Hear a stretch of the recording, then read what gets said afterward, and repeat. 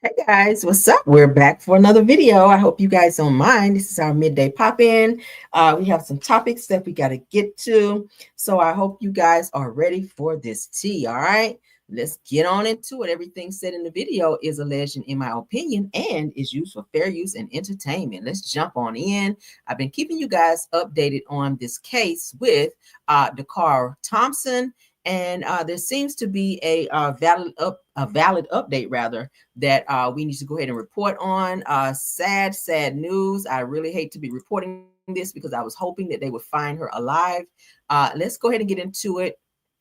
As you guys see on my screen, it says it update 35-year-old Hugo Hernandez Mendez is arrested and accused of unaliving 19-year-old Dakar Thomas in his bedroom in Bowie, Maryland, according to police. Y'all remember this young girl parked her car across from the fire department. And now it's been brought to everyone's attention that she was found. And this person on our screen is the person who took her life. Let's go ahead and get into what the police had to say. And then we'll read up on what they're giving us here. Shout out to It's On Site. 5th, detectives from the Prince George's County Police Department's Homicide Division developed probable cause to present charges for the murder of Dakar Thompson. This morning, criminal charges were issued for first-degree and second-degree murder. The facts of the case: 19-year-old Dakar Thompson was last seen on August the 22nd. She was reported missing the very next day. On August the 21st, her family located the vehicle in the area of Jasmine Terrace in Wyatt'Sville, Maryland. On August 31st, what we believe to have been Dakar's body was located by the Maryland State Police Department in the area of eastbound Route 50 at Route 97.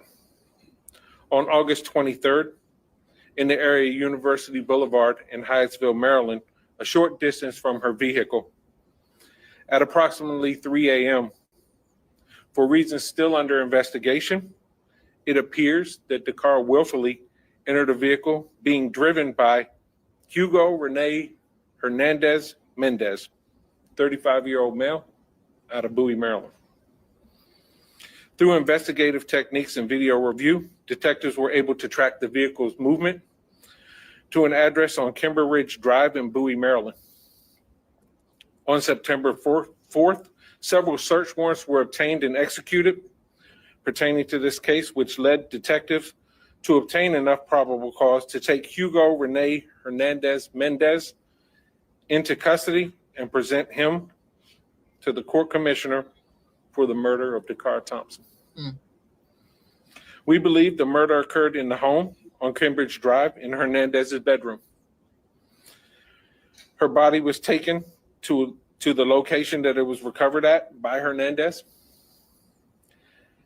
At this time, there are no additional suspects. However, this investigation is ongoing.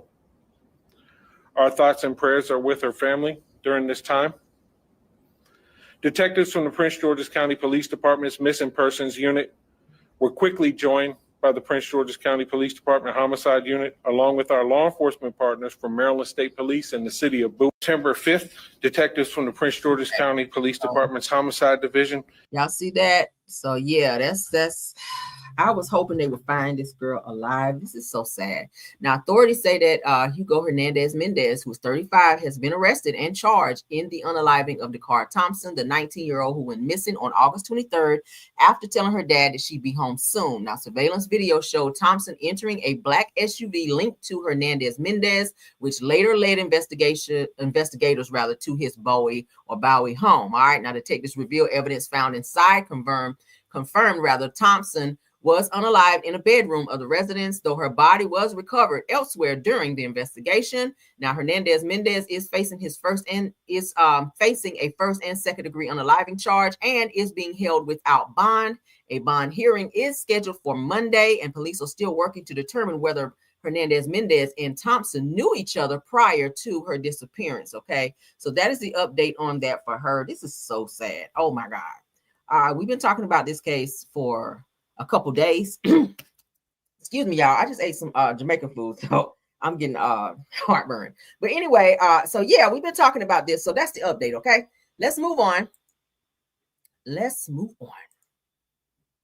All right, so Keke Wyatt's son, Raja, is airing her out. Okay, they've been having quite some time, quite some back and forth for quite some time. If you guys watched Keke Wyatt's reality show, then you guys know that her son Raja was kind of problematic, and they did not get along. And for a while, he didn't like and or get along with Keke's mama either. So he did come out as being gay, and this is the one that was sick with cancer. And he is airing his mom out as to say that he doesn't feel that she was announcing his sickness as being concerned, but to be trying to have a publicity stunt, so to speak, in order to, keep the attention on her versus focusing on him. But let's get into what he had to say. All right. Put a finger down if you were diagnosed with cancer as a teenager and your parent decides to publicly announce your diagnosis for personal gain and attention, but behind the scenes saying that your diagnosis is karma for you being a part of the alphabet mafia. And if they'd known that you were going to turn out like this, they could have kept their money. Put a finger down if you were diagnosed with cancer as a teenager and your parent decides to publicly announce your diagnosis for personal gain and attention, but behind the scenes saying that your diagnosis is karma for you being a part of the alphabet mafia. And if they'd known that you were going to turn out like this, they could have kept their money.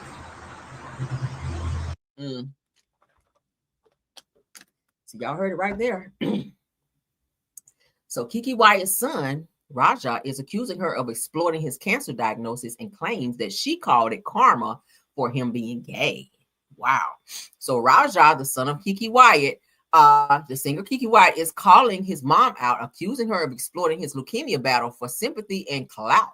It said that he says that not only did she publicly share his cancer diagnosis without his permission, but also told him that it was karma for him being gay.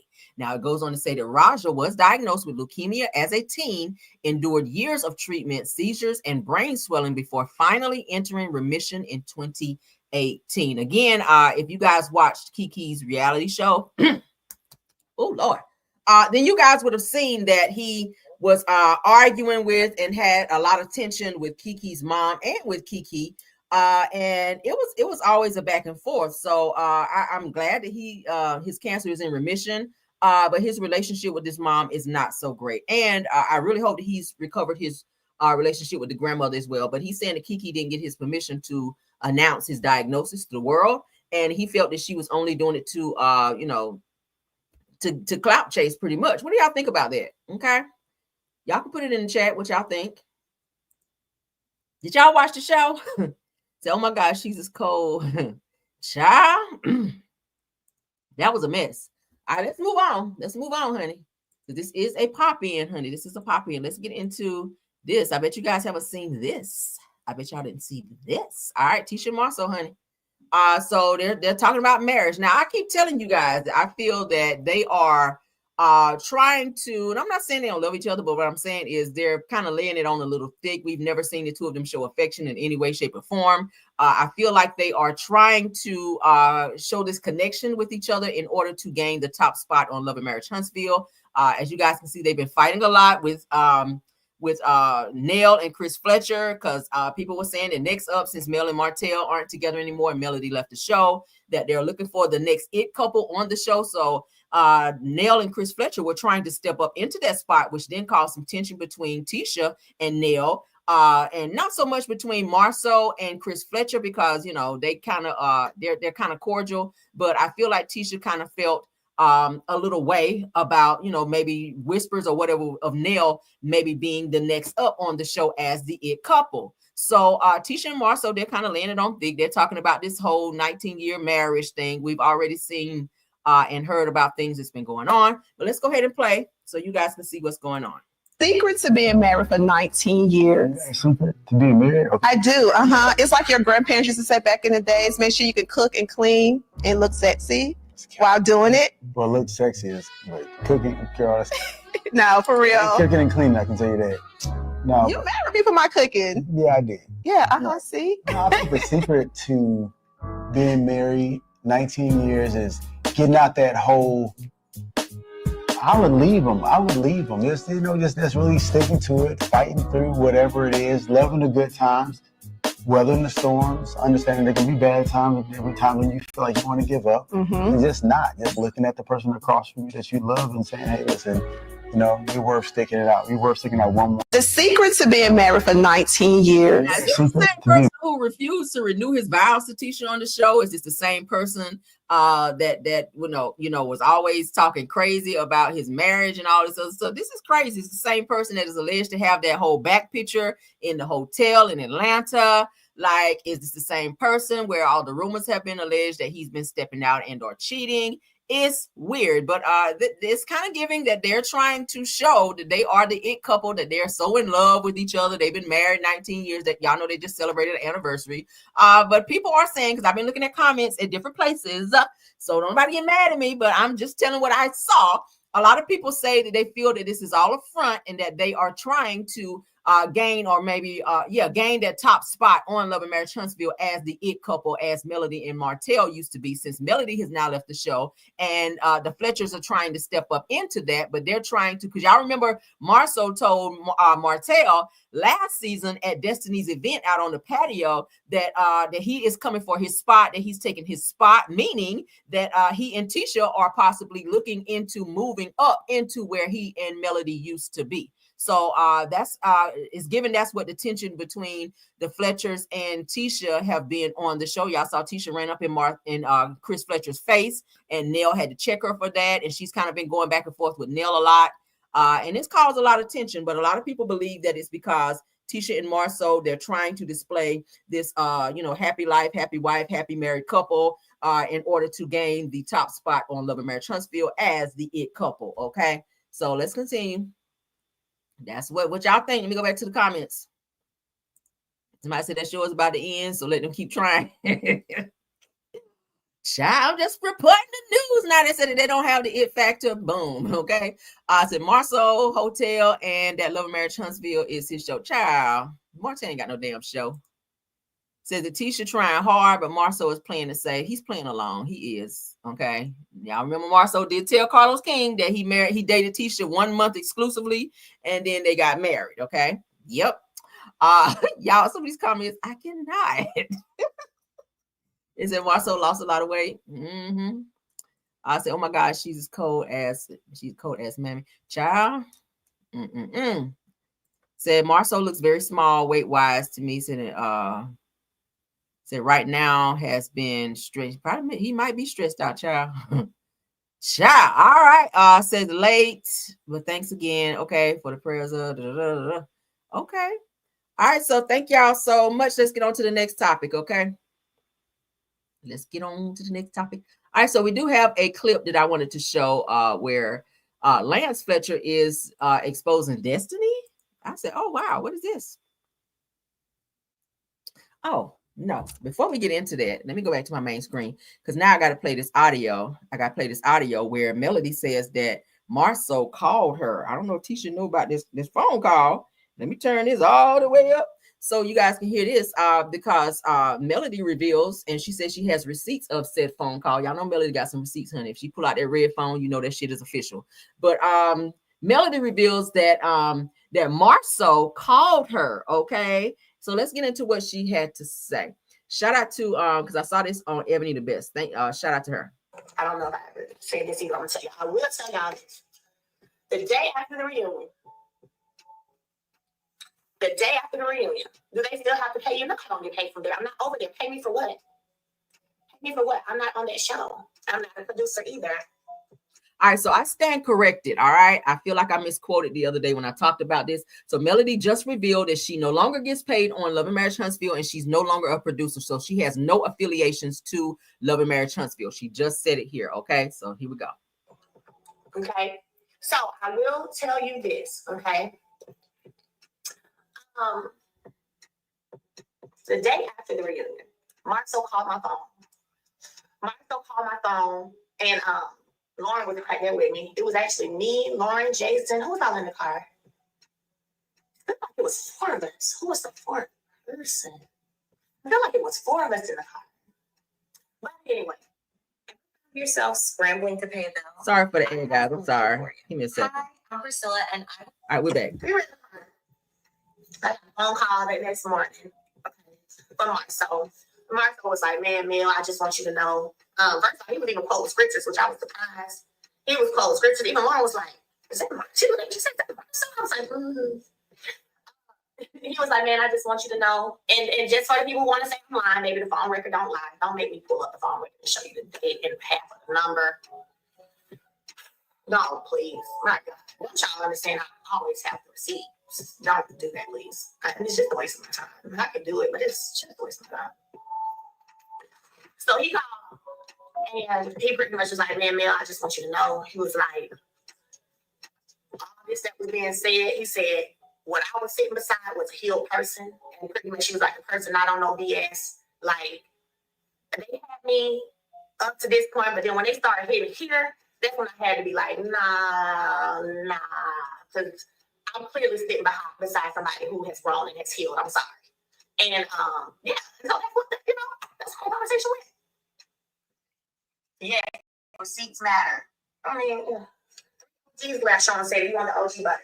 So let's stop it there. So you guys hear Melody saying at the reunion, y'all remember she was sitting beside Marsau during that time. And I think Martell, that's when he was acting out, and that's when the whole reveal for the Revenge P came out, and Martell was lying about him being found guilty or pleading guilty or whatever. Marsau was then reaching out to Melody to let her know that, hey, maybe kind of like an apology to say that, hey, yeah, I do see where you've grown since this whole situation between you and Martell. And to say that Martell pretty much was full of shit, and he see that Martell is still a broken person who is not healed. So I don't know how to take that, because before, Marsau had a lot to say about Melody and her situation with Martell. He was even calling down to radio stations, giving his opinions on Melody and Martell's situation as well, which I didn't think he should have done. I feel like he should have stayed out of it. But y'all know how it is. Everybody got to get their clout, however they got to get it. But, for a person who has made it very much so clear that he doesn't want to speak on anything related to his marriage, he stayed in Melody and Martell's situation. I mean, hell, from what we know, he was kind of helping that situation along behind the scenes in terms of taking money to Ariane for Martell, covering for Martell, taking Ariane's car to go get fixed. The BMW stayed, they said, in the shop, broke down, and Marsau would go behind the scenes and help get that done so that Martell could be home and be accounted for, where Mel wouldn't think that he was out cheating. So I don't know how I feel about a person coming and trying to give me a compliment when you kind of helped infidelity along behind the scenes, is what I'm saying. I wouldn't want to hear that shit from you. It's kind of like, thank you for the compliment, but no thank you. Thank you for the compliment, but no thank you. Like, don't go and help the side chick cheat with my husband and then come back and tell me that you see growth in me. Like, what the fuck is that? Right? Okay. Hold on. I'm play one more time so y'all can hear it, and then we're going to move on. Yeah, don't be telling me you see growth in me after you help this person cheat with my husband. Like, what the hell? All right, let's go. Here we go. I don't know if I ever said this either. I'm going to tell you. I will tell y'all this. The day after the reunion, do they still have to pay you? No, I don't get paid from there. I'm not over there. Pay me for what? Pay me for what? I'm not on that show. I'm not a producer either. Okay? So I will tell you this, okay? The day after the reunion, Marsau called my phone. And Lauren was right there with me. It was actually me, Lauren, Jason. Who was all in the car? I feel like it was 4 of us. Who was the 4th person? I feel like it was 4 of us in the car. But anyway, we were in the car. So I got a phone call the next morning, okay, from Marsau. Marsau was like, "Man, Mill, I just want you to know." First of all, he was even quoting scriptures, which I was surprised. He was quoting scriptures. Even Lauren was like, she would say that. I was like, He was like, "Man, I just want you to know." Really? Quoting Bible scriptures? Really? What up, Shay Renee? Quoting Bible scriptures. Marsau, girl, bye. And just like you want to say I'm lying, maybe the phone record don't lie. Don't make me pull up the phone record and show you the date and half of the number. No, please. My God. Don't y'all understand? I always have the receipts. Don't do that, please. It's just a waste of my time. I can do it, but it's just a waste of my time. So he called, and he pretty much was like, "Man, Mill, I just want you to know." He was like, all this that was being said, he said, what I was sitting beside was a healed person, and pretty much she was like a person I don't know BS. Like they had me up to this point, but then when they started hitting here, that's when I had to be like, nah, because I'm clearly sitting beside somebody who has grown and has healed. I'm sorry. And yeah, so that's what that's how the conversation went. Yeah, receipts matter. I mean, yeah. 3 OGs left. Sean said he wanted OG butter. But the thing is, I always have them. So, but yeah, that's a pretty cool conversation. And I said, I appreciate that. And I was like, good luck to y'all. God bless you. No, I don't talk to any of them. No. I said, good luck to y'all. God bless you. And that was it. Melody shirt. So y'all heard that Mel said she don't talk to any of them. I told y'all this morning, she said she don't even fool with the Fletchers anymore. So she is done with everybody on that show. She was like, thank you for your compliment. But yeah, I'm done with y'all. Good luck on your journey on this damn show. But yeah, keep me out of it and take me out the group chat. That's pretty much what she was saying. Okay. What y'all think about that? What y'all think about that? All right. Let's move it along. Again, thanks, Shay Renee, for stopping by, love. Okay. Okay. So let's get into this Destiny clip, all right, where Lance Fletcher is airing her out. I was like, damn. And Martell, he seems so engaged in what Lance Fletcher has to say about Destiny and Destiny's dating life and who she's trying to date. Like, Martell, why do you care? I feel like Destiny be in Martell's business a little bit too much with who he's dating or trying to date, and she be in his business a little bit too much as well. It's just weird. It's giving weird vibes. But let's get into this clip that I found. Shout out to Chris Fletcher, because that's what I saw. Oh no, I don't think you can hurt Destiny, man. Word on the street is, she's actually interested in one of my boys. You know what I'm saying? One of my homies. Does he know that's your dude? She know we had this talk. We sat down and had this talk. There you go. Oh, there you go. You still digging that shit? Hell no. Or hell no. What? I mean, it ain't no got feelings. You can tell. Of course I got feelings. You know what I'm saying? Yeah. I mean, the fact that I didn't tell her let you know I ain't have feelings. I got feelings. You know what I'm saying? I'm high. Like we made it. You know what I'm saying? You know what I'm saying? Not saying that. Got feelings, but at the same time, then for her to tell me she's interested in one of my boys. You know what I'm saying? Oh yeah, That's kind of like, I don't know. I don't think you can hurt Destiny, man. Word on the street is, she. So has Destiny become this numb person who is just, out here just running through homies? I don't know. I'm gonna say allegedly, because if you were messing with Lance and now you asking Lance to hook you up with his homie, is that not weird? After you done smashed Lance and now you asking him to hook you up with his homie? And then the rumors are circulating that she may have had something to do with Martell. And let's not forget about she was messing with Kimmy's son, Jalen. Like, damn. Who hasn't she been with? But what do y'all think? What do y'all think? Let's continue. Look how Martell is all engaging, and look how he's staring at Lance Fletcher. Like, tell me everything, okay? Like, he really want to know. He is zoomed in on what Lance has to say about who Destiny is trying to be dating. She's actually interested in one of my boys. You know what I'm saying? One of my homies. Does he know that's your dude? She know we had this talk. We sat down and had this talk. There you go. There you go. You still digging that shit? Hell no. Or hell no. What? I mean, it ain't no feelings. You can tell. Of course I got feelings. You know what I'm saying? Yeah. I mean, the fact that I didn't tell her let you know I ain't have feelings. I got feelings. You know what I'm saying? I'm high. So I guess Lance is saying he had some kind of feelings for her, but as y'all know, they're saying he has a baby. From what I was told, they're saying that was his oldest daughter's baby, but they want to say it's his baby this season, maybe for a storyline. I told you guys before when Destiny came out and said and was challenging the blogger, saying that we're gonna mess around and get sued for reporting the wrong information and for harassing people. She was saying, hey, that was Lance's daughter's baby, his 18-year-old daughter's baby. But if you go back and look at the or try to find the message that she put up before the show aired, she took it down, which let me know they're trying to keep a storyline going. Because I remember verbatim when she said that baby that they're saying is Lance's baby, because nobody's mentioning where the baby's mother is, and this is like a whole infant. So what mother just give her infant child up to the daddy like that, unless she was like a crackhead or something? I don't know. But the fact that they're trying to run the narrative this season that that's Lance's baby, he's trying to be this doting father, and he needs Nell Fletcher to stay over a few nights because he's so overwhelmed, when everybody has already been have been told that that baby is Lance Fletcher's oldest daughter that is 18, the one that looks like Nell. I told y'all. But let's continue, child. Like we made. You know what I'm saying? You know what I'm saying? Not saying that. Got feelings, but at the same time, and for her to tell me she's interested in one of my boys. You know what I'm saying? Oh yeah, That's kind of like, I don't know. I don't think you can. Child, this is total bullshit. This whole show, I feel like they making up shit as they go, which is probably why the ratings suck the way that they do.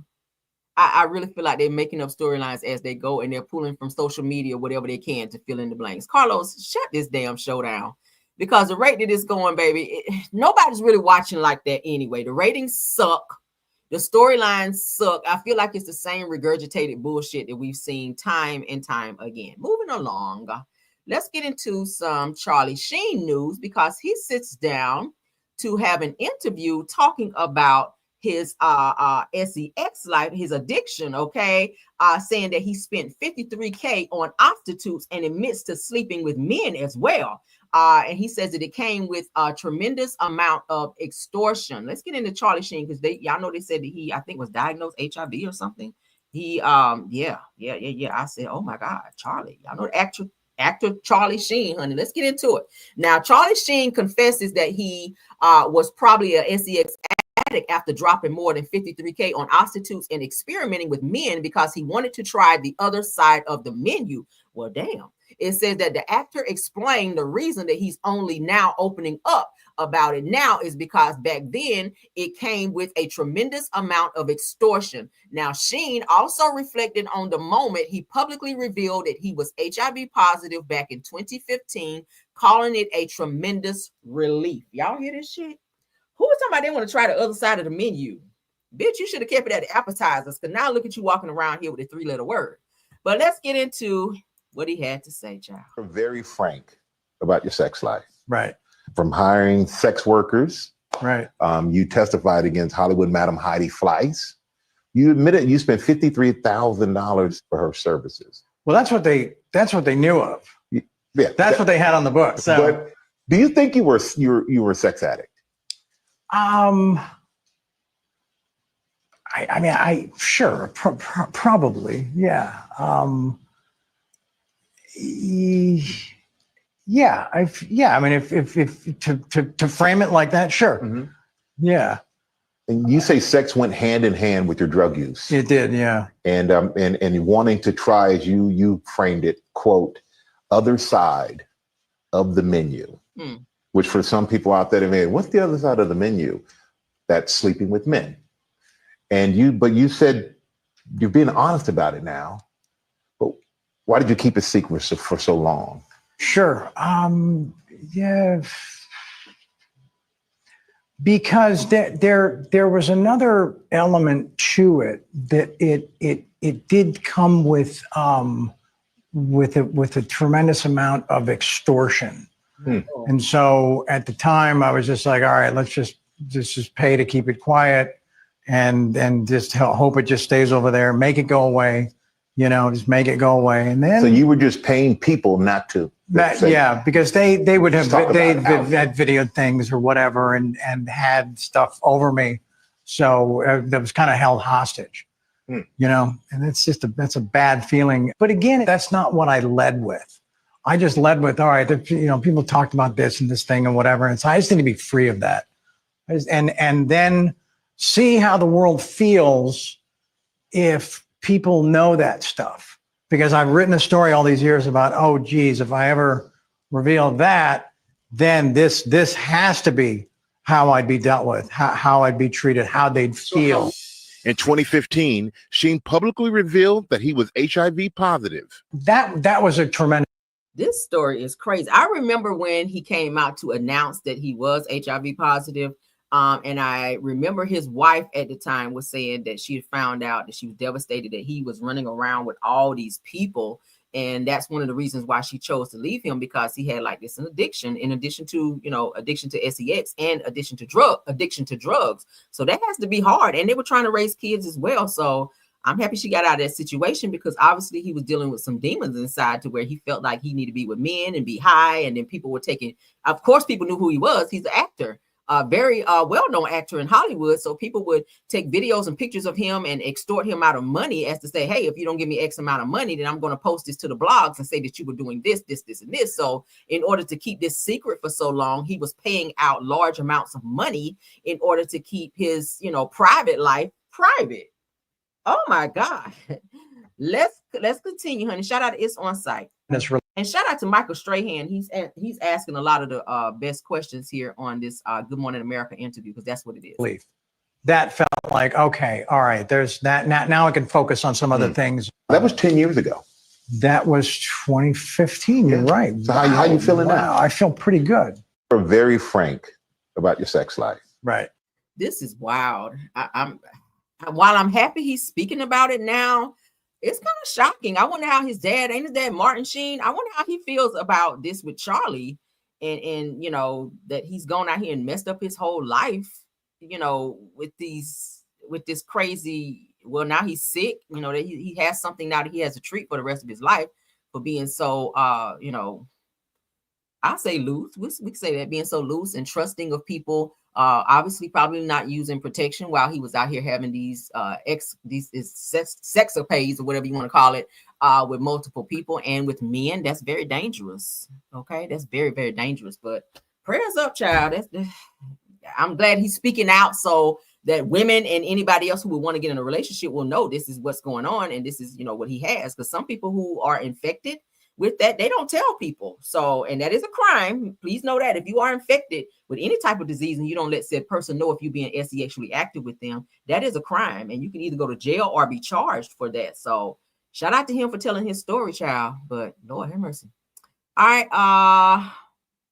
So we're going to get into this last topic. You guys remember when Jamal Bryant sat down with Kandi Burruss to talk about he wanted to take his life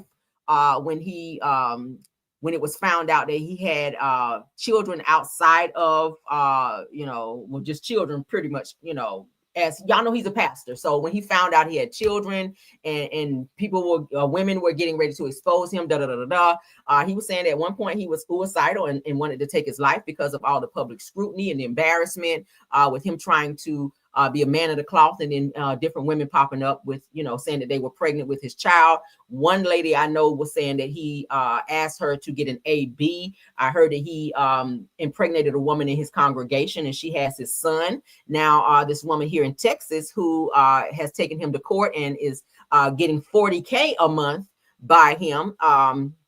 In child support, she's staying on his ass, and she keeps running to the courts to say, hey, he's behind on child support. But Jamal sent his attorney to speak on his behalf to say, hey, I'm paying the money, but it's not my fault as to when the court systems funnel the money over to the Texas child support account that the money is supposed to go to. So let's go ahead and look at this, because I found this clip. I said I want to play it.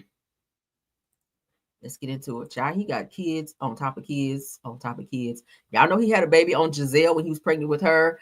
He was married prior to Giselle, and he cheated on his then wife with Giselle. So he's a known cheater. He's a known cheater. He has multiple kids, and prior to him being married to this wife he has now, he was with multiple women. Okay, multiple women. Y'all remember Monique Samuels exposed him at the reunion on Real Housewives of Potomac with her binder when Giselle was running around saying that she and Jamal were trying to rekindle their relationship. And, they were like, Monique was like, oh, well, hold up. Who is this person right here? Because she's been traveling with Jamal, and Jamal's been running around saying that is his woman and da-da-da-da-da. So how you with him when here he is right here? Is this Jamal's number? Y'all remember that whole situation. But let's get into his baby mama in Texas, child. Georgia. The non-custodial parents have until the end of the month to pay. He has paid on time every single month. He typically pays the first week of the month. And I can show a pay history. I can show you my pay history. I will pull up my bank account. Miss Odom, you can't, at one point you and I were having dialogue, okay? And Miss Harris watched and listened and did not interrupt. Now she's trying to present something as well. Give her a moment as well, okay? You'll have an opportunity to be heard, okay? All right, go ahead, Ms. Hill. This is an intergovernmental case, which means he pays Georgia. Once Georgia receives the payment, Georgia sends it to Texas or wherever you are, and then your state distributes it to you. Whenever your state distributes it to you, doesn't have anything to do with us. But if he gets more than 30, if he does not pay within 30 days, if he does not pay in the entire month, that's when he's in trouble. He has paid every single month, which is why he does not have an arrears balance. So when you asked the other day, what's up with your payment? He had made his payment on November 8th. Whether or not you've received it, that's why I said you have to talk to your state, because Texas is in control of when you receive the funds. Okay, but he's giving Georgia. I'm sorry. He's giving to Georgia timely.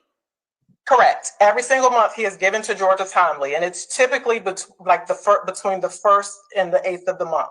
Okay. Do you understand that, Ms. Odom, that there is a time frame from the money going from Georgia to Texas, and so there might be delay? Do you get that part?